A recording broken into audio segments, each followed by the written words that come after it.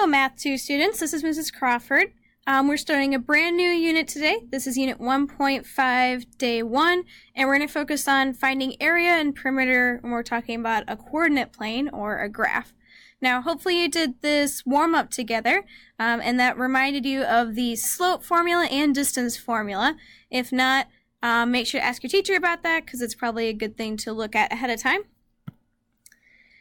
So like I said, we're looking at finding area and perimeter, not just on a blank piece of paper, but in a graph.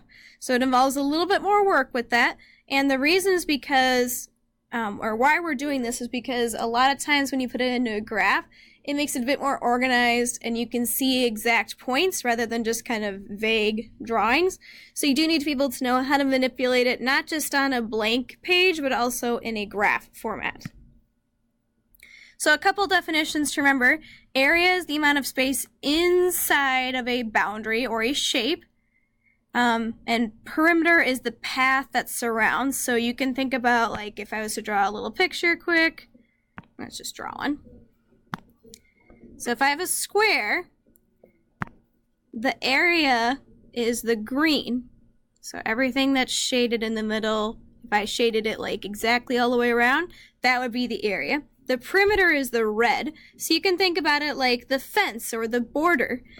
So if you're painting a room and you're painting the entire area, you're painting all of the walls, everything in the room. If you're only painting the perimeter, that would be like the baseboards or the trim up top, so kind of use something like that to help you remember. I did want to make note too as well of the distance formula. You should write it down on your notes somewhere just so you have it available to look at.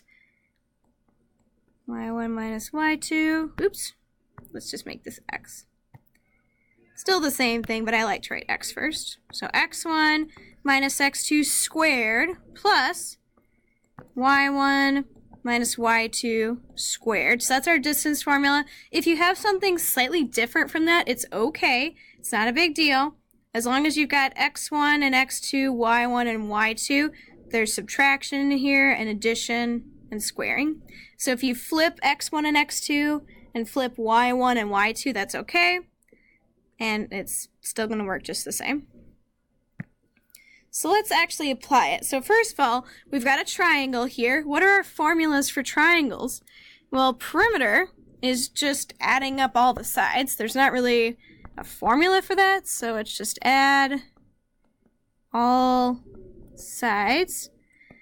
Area does have a specific formula for triangles though, and that is 1/2 the base times the height, or some of you might have remembered it as base times height divided by 2. Those are exactly the same thing. Pick the one that you remember from learning it the first time or that makes most sense to you. So let's take a look at our picture. I like to start, I guess we could start either way. The thing that we're going to have to do though is know the distance of all the sides. Okay, so let's start with that. So A to B and B to C are actually pretty easy. They're already nice straight lines for us, so we just have to count. So from A to B, it's 1, 2, 3, 4, 5, 6, 7. So it's 7 units long. From B to C, it's 1, 2, 3, 4, 5, 6, 7, 8. So that's the length of those two sides. So 2 of my 3 sides are already done for me, which is super awesome. Don't have to do that extra work. I am going to have to do distance formula for A to C though. Even if it's diagonal and it cuts through these little corners, you can't count them like that. Don't try and cheat. If it's not straight on the edge like these, you're going to have to do distance formula. So first of all, let's figure out our points. A is at 2, -2, and you should probably write that in your picture. C is at 10, -9. 10, -9. Yep. So now we got to do distance formula. So again, I have a big square root. I'm going to have parentheses squared, and then my subtraction signs. And I actually like to start my distance formula out just like that. Get everything I know has to be there filled in first, then start plugging in the numbers. So for example, My two x's are 2 and 10.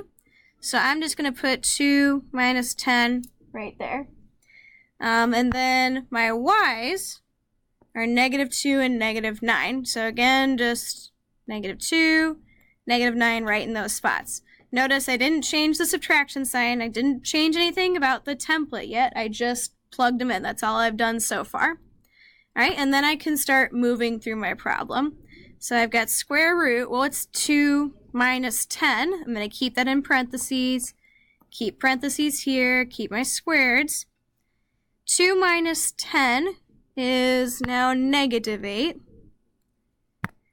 -2 minus -9, that's really messy looking. If I have minus and negative, that's really the same thing as just plus.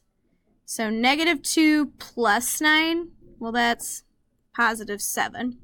So now I've simplified it down. So the next step, figuring out what are each of these things squared. Anytime you square something, you're going to end up with a positive. So don't keep any of the negative signs. No matter what, after it's squared, it's going to be positive. So -8 squared. Remember, squared means times itself. So it's -8 times -8.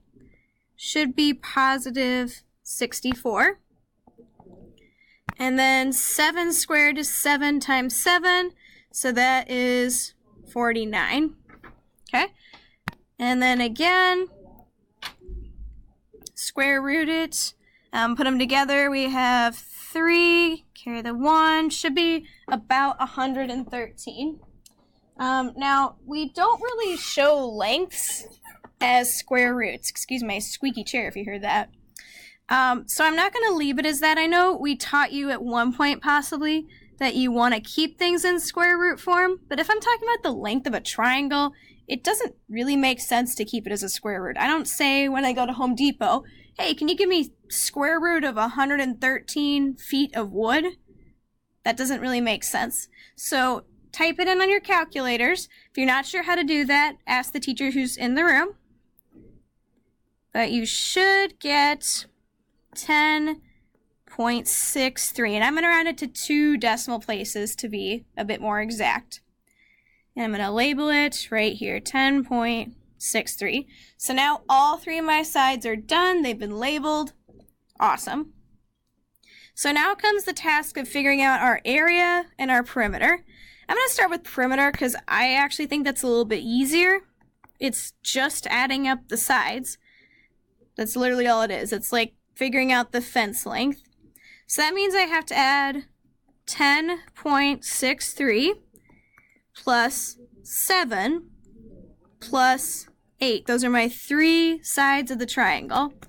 So if I type that in, because I don't feel like doing mental math at the moment, I get that my perimeter is 25.63 units. And I do need to put units on there. There's not a specific unit for this one. It's not like inches or feet or anything. So I'm just going to put the general units term. Area is the base times the height divided by 2. Well, the base and the height are the ones that are perpendicular to each other. Base is usually at the bottom. Height is how tall it is. So I'm only going to use 2 of the numbers here. The base here is 8. And you can see it's perpendicular to 7. So that's how I know that this is the base and the height. They should be perpendicular to each other. Should make 90 degrees right there. So it's going to be 8 times 7 divided by 2. 8 times 7 is 56.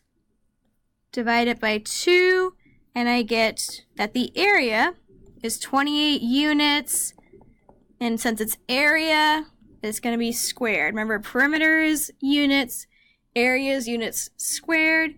And when we get to volume eventually, that'll be units cubed. So it just kind of keeps progressing as you go.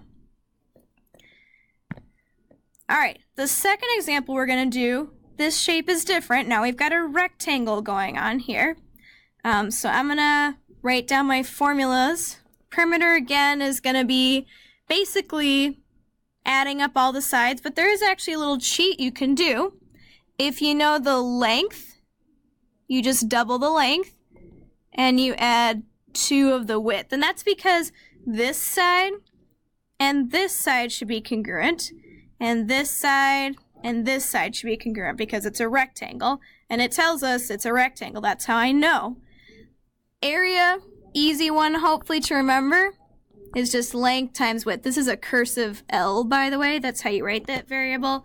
Why those ones are cursive, I don't know. Probably because an L looks like a 1 if you don't make it cursive. That could be why. So some of you might be panicking and thinking, oh my gosh, I have to do distance formula 4 times. No, stop your panicking. Don't do that. You don't have to do the distance formula 4 times because in reality, if I know how long AB is, what else is going to be that exact same length? DC. So really I have to do distance formula twice. Little extra work, but we're very capable of doing that, so not a big deal. So let's start working through that. I'm going to start with AB. So I'm just going to put AB here so I know that that's the one I'm working with. And again, I'm going to start with my template. Square root, parenthesis, parenthesis, squared. Plus, parenthesis, parenthesis, squared. Giant subtraction signs in the middle. And sincerely and truly, I would say start with this template, especially if you're somebody who messes up the distance formula. Just start with that. All you're doing after that is just plugging in numbers. They were nice enough to give you the points. How nice of them. How nice of us. So I want to use the X and the X. Those are going to go in my first spots. So I have -3 minus 3. And then I have 9 and 3. And again, I'm just plugging them in the empty spots. I'm not changing the signs. I'm not doing anything weird. And then I'm going to start working through it. -3 minus 3 is -6. Still squared, still plus. 9 minus 3 is just +6. And then I keep progressing. -6 squared means -6 times -6. Again, it's always going to be a positive answer. Should be 36. And I know I'm rushing through this. If you need to hear it again, that's fine. Rewind. That's why it's a video. But I've only got so much time, so. 6 squared is also 36.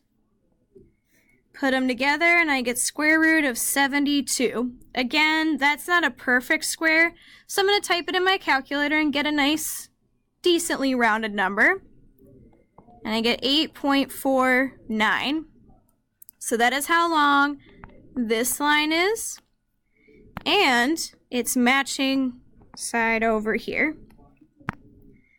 All right, one other set of sides to figure out. So let's scroll down there. And again, I'm going to start off with my template. This time I'm doing AD and BC. So I'm going to do it based on AD. It's going to be equal no matter what. So let's start with my template. Same as I have been. Put in the subtraction signs, put in everything else. My X values are -3 and -8 this time. -3, -8.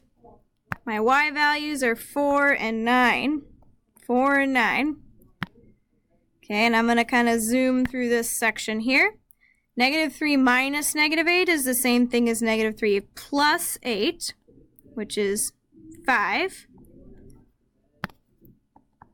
4 minus 9 is -5. 5 squared and -5 squared are both 25, which means this is really square root of 50.